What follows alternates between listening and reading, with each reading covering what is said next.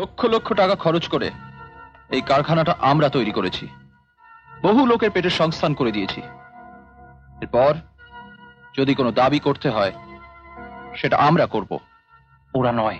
আমরা সবাই একজোট হয়ে মালিকের খামখেয়ালির প্রতিবাদ করব, তাকে বোঝাতে চেষ্টা করব আমরা যা চাইছি তা অন্যায় নয়। তবে যদি সমঝোতা না আসে তখন বাধ্য হয়ে আমরা স্ট্রাইক করব। এরকম একটা সিদ্ধান্ত নিতে গেলে কেন? নয়তো কি ওই লেবারগুলোর মেজাজ সহ্য করব? ওদের নিয়েই তো আমাদের কাজ। তপন, না, আমি শুধু ওই কারখানার উপর নির্ভর করে থাকছি না। নতুন নিয়মে তোর কোনো অসুবিধা হচ্ছে না, তাই না পরিতোষ? নতুন নিয়ম মানে? একা বসে কাজ করছিস, আশেপাশের টেবিলগুলো যে খালি সেটাও খেয়াল নেই। তাই তো, কোথায় গেল সব? তার মানে তুই বলতে চাস কারখানার হাওয়া সম্পর্কে তুই কিছুই জানিস না? সত্যিই জানি না। নতুন ম্যানেজমেন্টের প্রতিটি পদক্ষেপ ইউনিয়নকে খেপিয়ে দিচ্ছে, এটাও জানিস না? বিশ্বাস কর মহিম, আমি সত্যিই কিছু জানি না। ইউনিয়ন সেক্রেটারি বলেছে এবার তার ক্ষমতাও সে দেখাবে। সবাই ওখানেই গেছে, এবার বড় বড় কথা বলার মজা বুঝবে ছোট সাহেব। ছোট সাহেব মানে তপন? আরে হ্যাঁ, ওর বাবার আমলে সবকিছু একটা আপোষে আসতো, ওর শুধু মেজাজ। ইউনিয়ন সহ্য করবে কেন?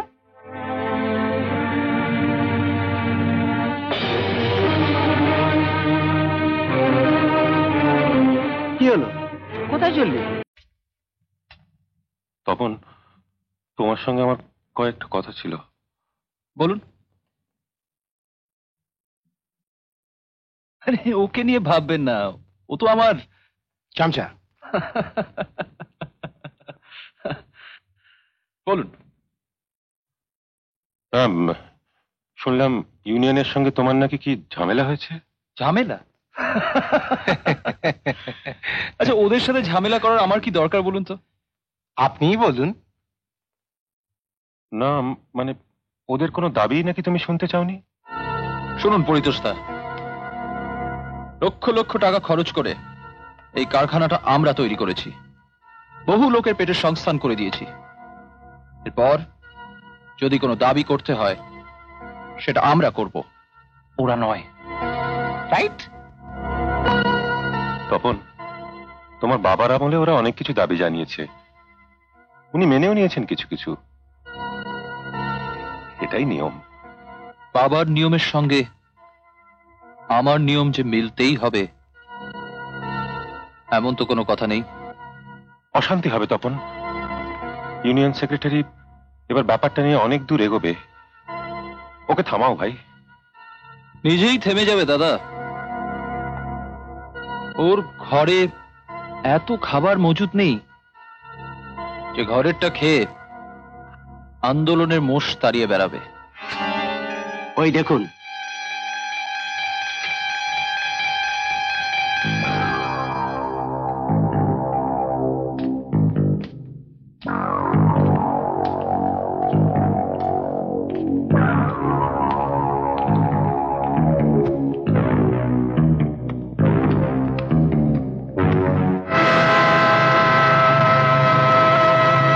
এই লেবার ক্লাসকে তুমি চেনো না?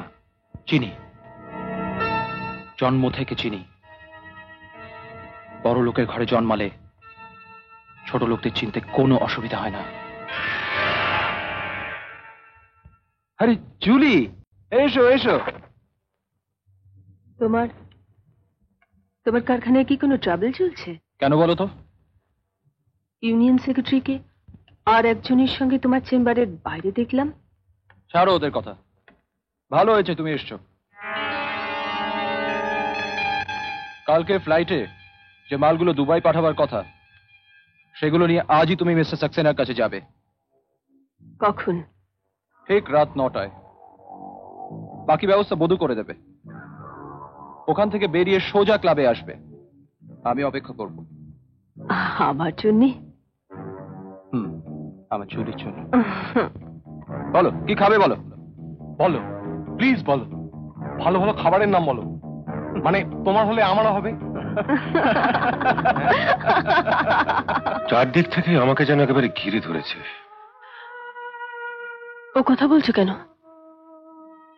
সারাটা দিন কারখানায় আজ তটস্থ হয়েছিলাম, কেমন যেন একটা থমথমে ভাব, কেউ কারোর সঙ্গে কথা বলছে না,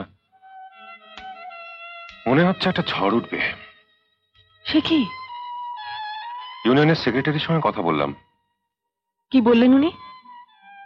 খুবই বিরক্ত তপনের ওপর। ওনাকে নিয়ে একবার তপনের কাছে যাও না। তপন তো কিছুই শুনতে চাইছে না। ও তো প্রদীপের বন্ধু। প্রদীপের নাম করে যদি... বড় বউ, ব্যবসার সঙ্গে সম্পর্ক চলে না। তপন এমনিতে আমাকে খুবই শ্রদ্ধা করে, কিন্তু এ ব্যাপারে পাত্তাই দিচ্ছে না। দেবে, যখন আমরা আমাদের সমস্ত শক্তি নিয়ে ঝাঁপিয়ে পড়ব তখন সবই দেবে। আচ্ছা সনদবাবু, একবার তপনের বাবার সঙ্গে দেখা করলে হয় না? কেন? তাকে বলে আমাদের কি কিছু উপকার হবে? তাহলে আমাদের সামনে এখন আর কোনো রাস্তাই নেই? নিশ্চয়ই আছে। আমরা সবাই একজোট হয়ে মালিকের খামখেয়ালির প্রতিবাদ করব, তাকে বোঝাতে চেষ্টা করব আমরা যা চাইছি তা অন্যায় নয়। তবু যদি সমঝোতা না আসে তখন বাধ্য হয়ে আমরা স্ট্রাইক করব। হোয়াট? হ্যাঁ তপন, ওরা সেইভাবেই এগোচ্ছে। এতগুলো মানুষের এত বড় বিপদ তুমি হতে দিও না তপন।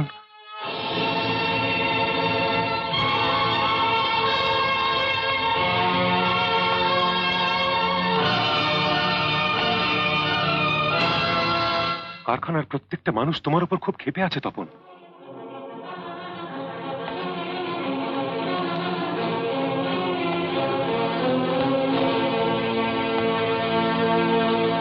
আজ কি বার পরিতোষটা? আজ আজ তো শনিবার। ঠিক আছে,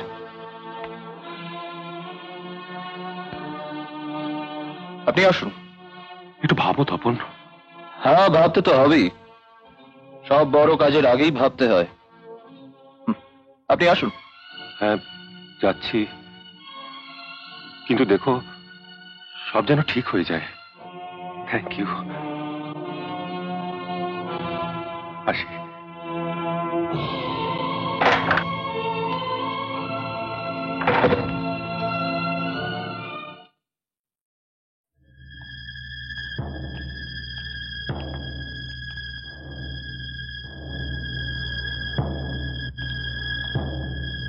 তোমার লেবারদের দেখে কিছুদিন ধরেই আমার সন্দেহ হচ্ছিল।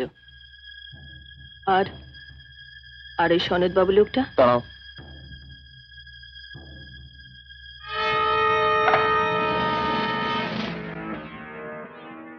Operator, please put me to...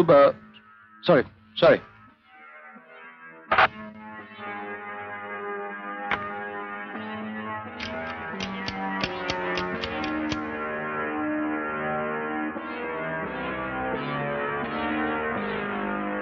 Ship me go. Please put me to Miss Goenka.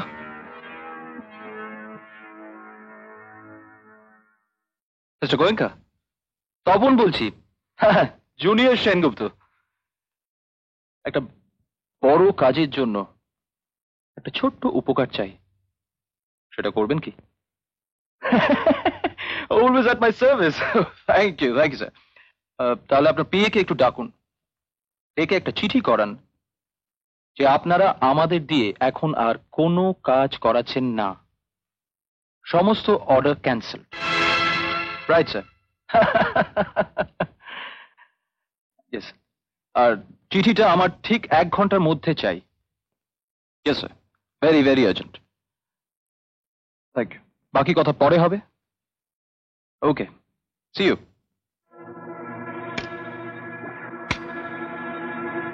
সমস্ত অর্ডার ক্যান্সেল করিয়ে দিলে? ওটাই এখন আমার একমাত্র রাস্তা।